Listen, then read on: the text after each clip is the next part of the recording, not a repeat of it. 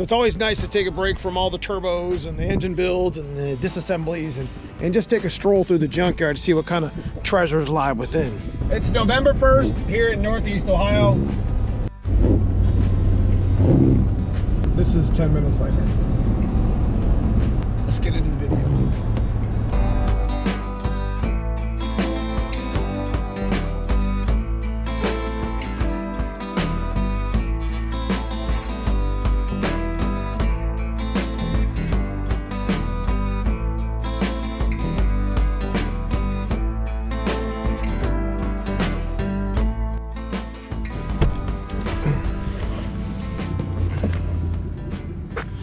Okay, so we are here at Youngstown Pull Apart, one of my favorite spots to go check out once in a while. Let me get my gloves and my shit kickers on, because it is wet out there. Old military boots, back in the day, boys. Still kicking around with them. Go through some snow and some bad weather and whatever, like weatherproof. What treasures lie within? About to find out. Might not be nothing.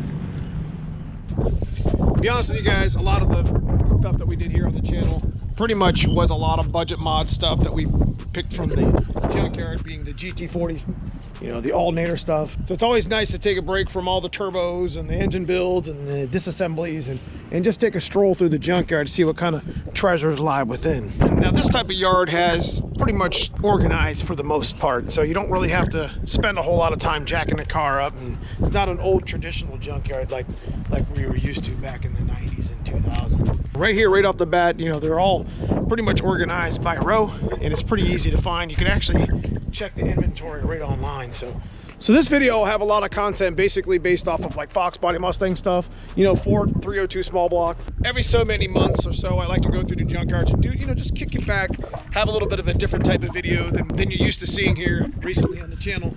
And here you go, right off the jump, Mountaineer. And let me tell you a little something.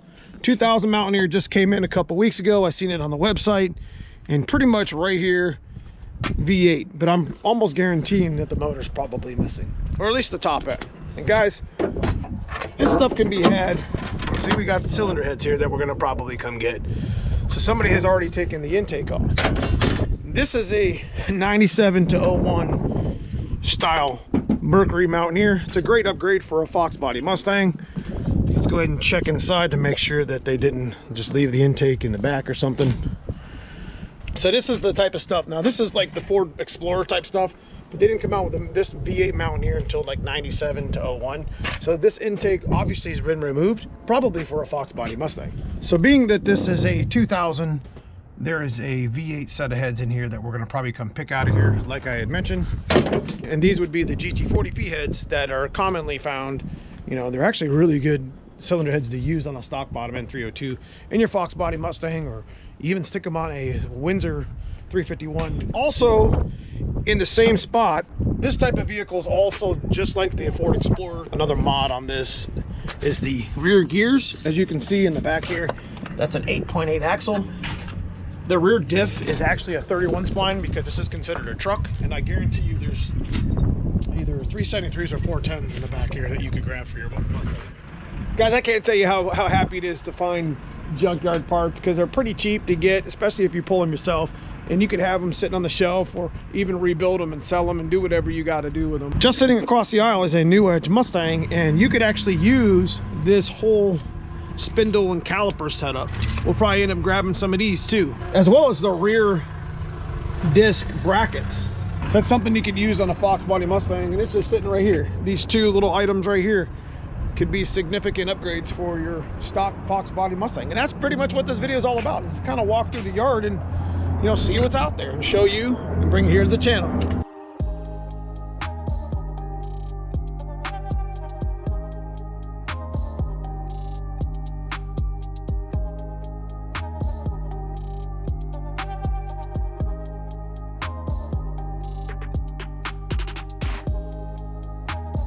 So here's a very common one, Ranger axles. When you're trying to do a 5-lug swap, there's a wide variety of years that you could use I think it's the driver's side Ranger axle. You get two of the same side, which are pretty common to find.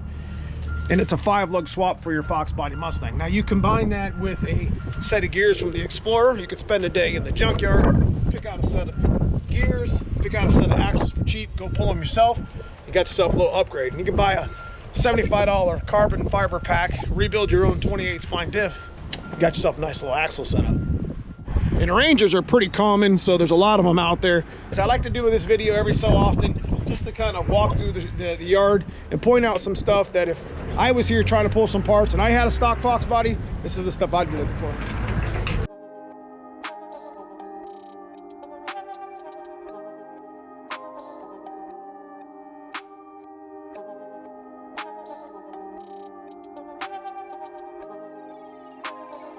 You know, again, you got the 96, which we just showed you, like an 03 over there, but you know, rear calipers, you know, the brackets, the caliper or whatever can convert your foxbody Mustang over, or just this whole axle. Now this specific car is a Mustang GT, so that whole axle will go into a foxbody Mustang.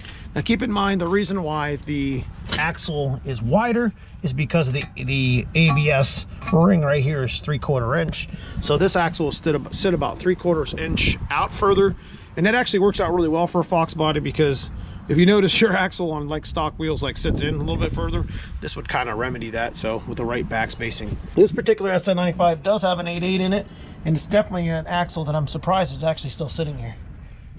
So 96 was the first year that they ran with the 4.6, and they didn't have a 5.0 motor in them. And these caliper, rotor, and spindle setups are basically like the other Mustang I just showed you. Pretty much we're the same from 96 to 04. But again, we just talked about 5-lug swapping in a cheap way with the Ranger, and this is one way to do it in the front and not do the cheater rotor. But keep in mind, folks, the reason why the 96 to 01 spindle setups aren't very popular is because they bring the wheel out about a half an inch or so.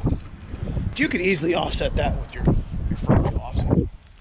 So these types of junkyards are cycling out their rows every so many weeks. It's pretty much organized, and it's pretty much on the internet where you can get most of the inventory, but sometimes it's just good to just walk through and see what's here. As you can see, they're actually setting a whole nother row, and there's lots of stuff that can be had from the junkyard for cheap, like I've been talking about this whole video. And I've made multiple videos that actually have some really good content in it that I'll link here in the playlist to show you guys some of the junkyard shit. We'll actually go through the trucks in this video next time, just to see if maybe we can spot some 351s.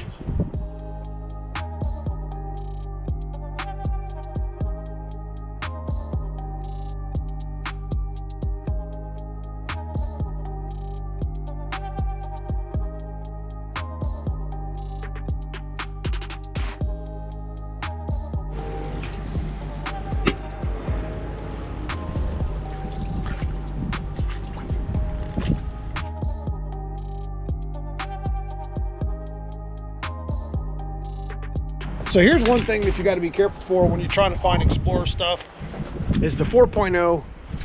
You might think that there's a V8 in it, but they do share a V6 model, and this is actually the common model. The 5.0 is actually the rare model, and usually the 5.0 has the V8 tag on it, so you can kind of spot it from a mile away for the most part.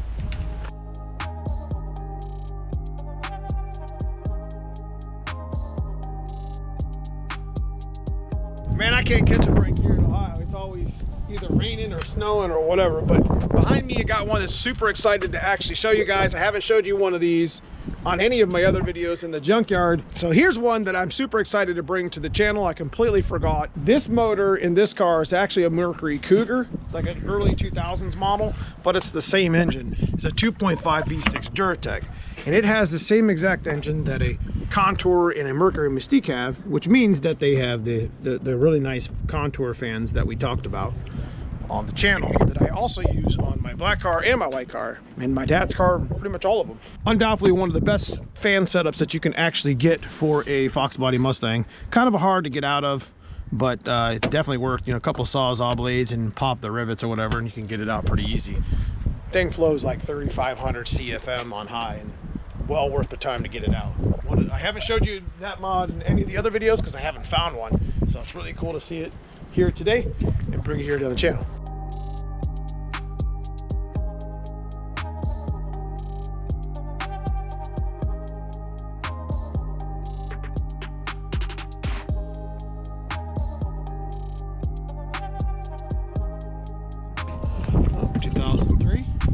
This has got the PBR calipers on it that are like aluminum. They're pretty lightweight. These are actually a really nice setup. Like I said, it brings the wheel out a little bit, but definitely a foxbody upgrade right there. When you go to actually pull these out, you're going to want to get the bracket and the hose and everything, you know, if you happen to go to the junkyard. You can sawzall most of it out. It's kind of a pain in the ass because you got to do some wrenching, but it's worth it.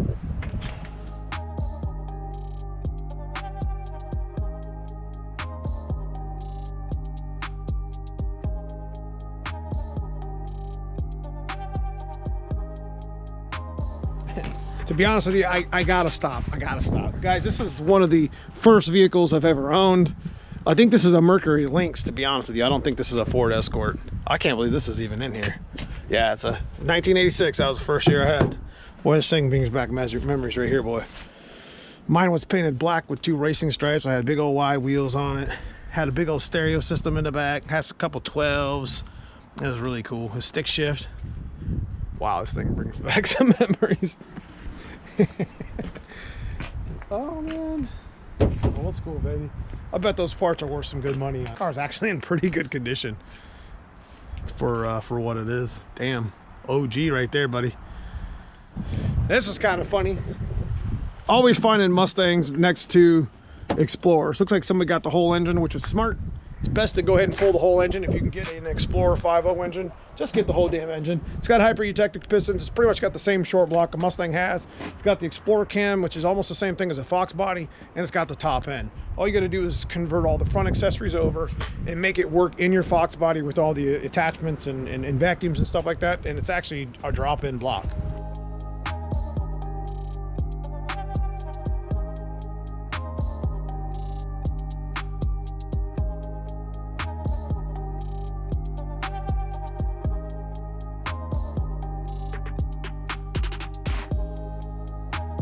Here's another thing too.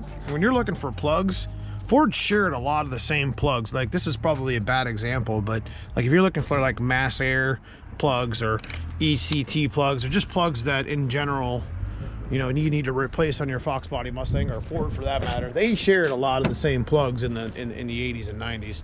So keep that in mind. You know, you could go through and look for like Continentals or LTDs or just about any passenger vehicle, even trucks, and be able to, you know, you got a broken plug, you don't even have to order it, you can just get it at the junkyard. Here's our rare motor I haven't seen in a while, the old 5.4 Triton. I know it's not really a commonly used engine. That motor's pretty cool too. You'll see a lot.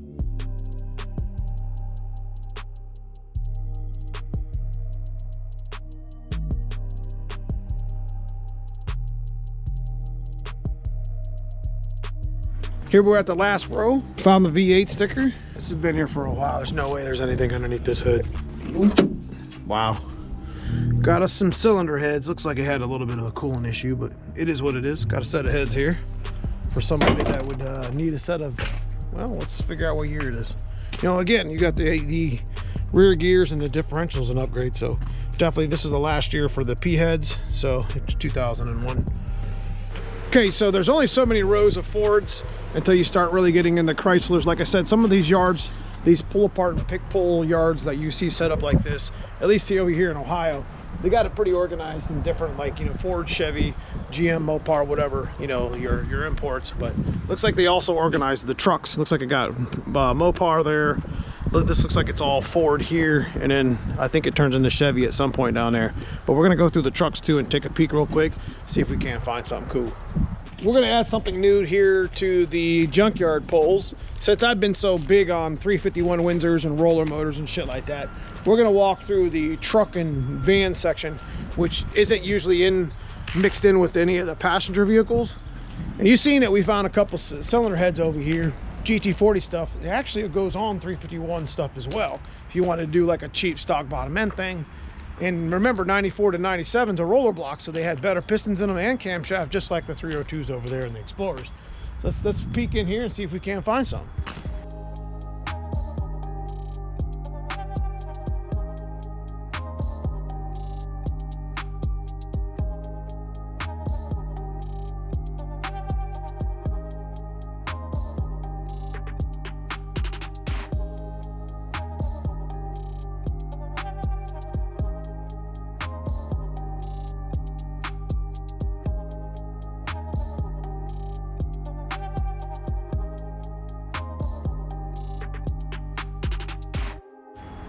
Oof.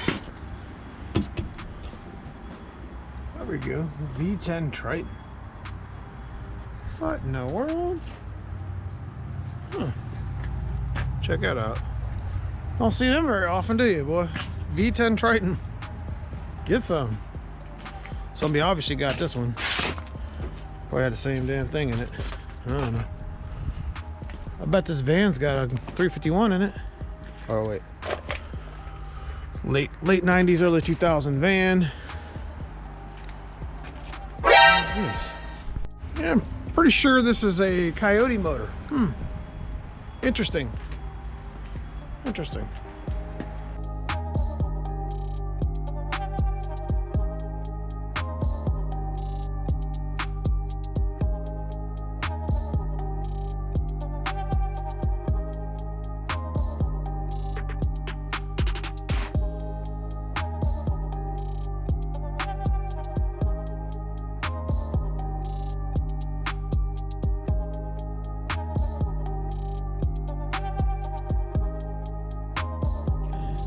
So we're definitely not getting really lucky with the 351 stuff here, that's for sure. We did find a Coyote over there in the truck that was pretty banged up. Who knows if that anything even runs. But I mean, it's a truck motor, so. All right, guys, this is pretty much all I got for you. One of my favorite pastimes is going through a junkyard and checking out some stuff that we could pick, some stuff that we could, you know, possibly use on future builds. Got a motor over here we're gonna check out. We're gonna possibly bring it to the channel. I don't know. We might take it out of the truck over here. We don't know yet. If you guys enjoy this sort of content, leave me a thumbs up, leave me a comment below, let me know what junkyard picks you found recently. We unfortunately didn't find any 351s over here in any of the trucks or the vans, which kind of makes me sad, but it is what it is. I appreciate you guys for watching. I had to shoot the rest of this on my phone because my battery died. I'll see you guys soon in the next video. Thanks for watching.